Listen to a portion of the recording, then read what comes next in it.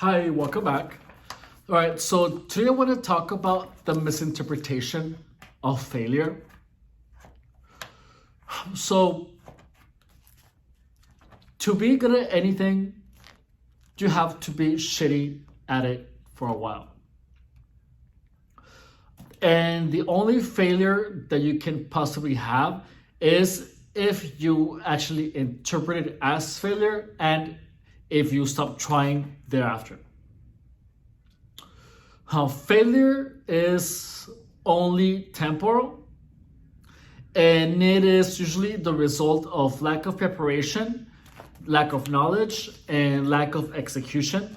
Sometimes confidence is also a factor in in uh, in in how well you develop a particular skill. You cannot develop any skill if you don't have enough confidence to believe that you can be good at whatever thing that you're doing or that you want to learn how to do.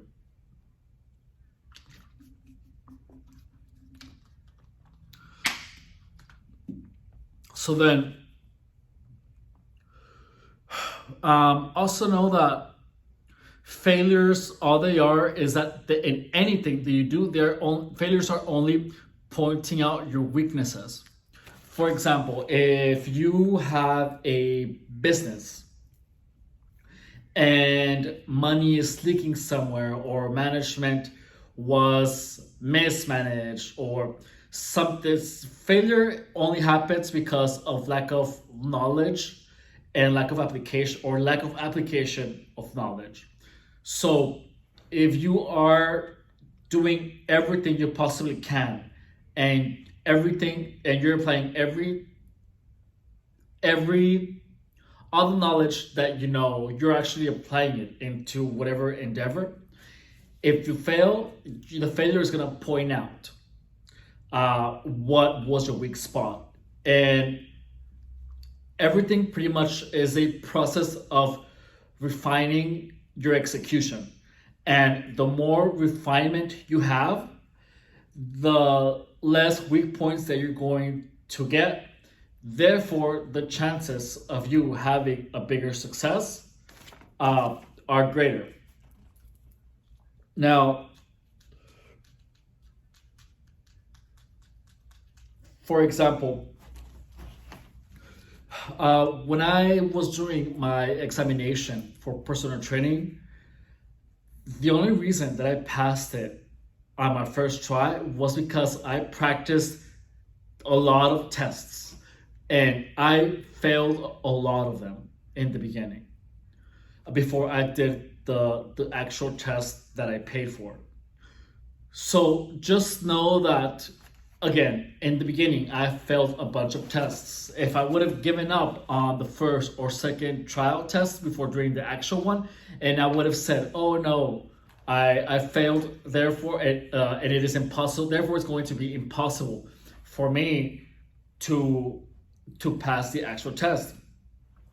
So then the practice tests pretty much tell you what your weaknesses are. So then you go back into the textbook and then you restudy the material where your weakness points are, and then you go again and take it. And then I did that a couple of times and I passed my test.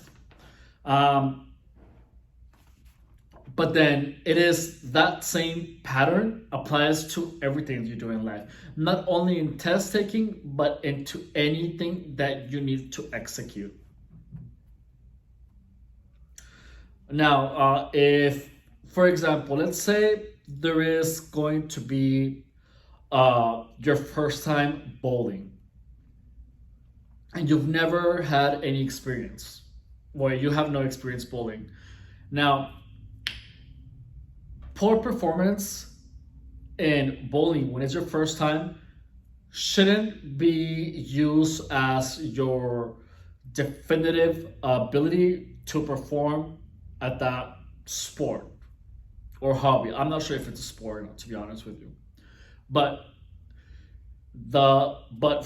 performing poorly at anything when you don't have an initial point of reference, such as your first time doing it, you have nothing to compare it to, in regards to your own skill, then you cannot say they perform poorly.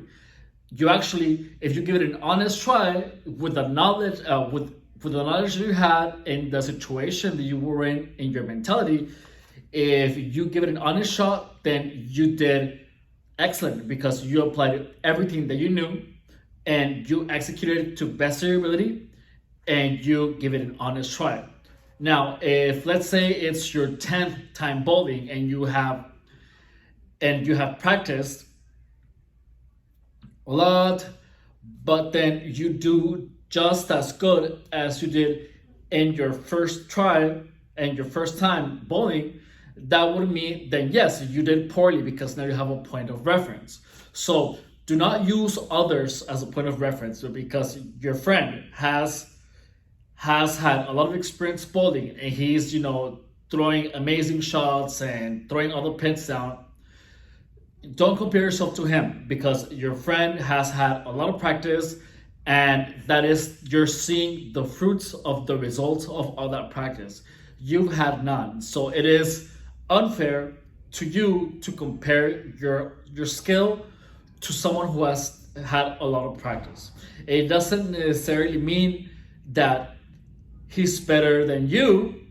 I mean, he's more practiced, and you also, I mean, he's better than you at that point in time, but that doesn't always have to be the case. You have to saying that he's better than you when you know nothing of it. I mean, he is. You cannot argue with that because he's obviously performing better. But do not judge yourself according to your friend's performance. You have to only judge it to your own.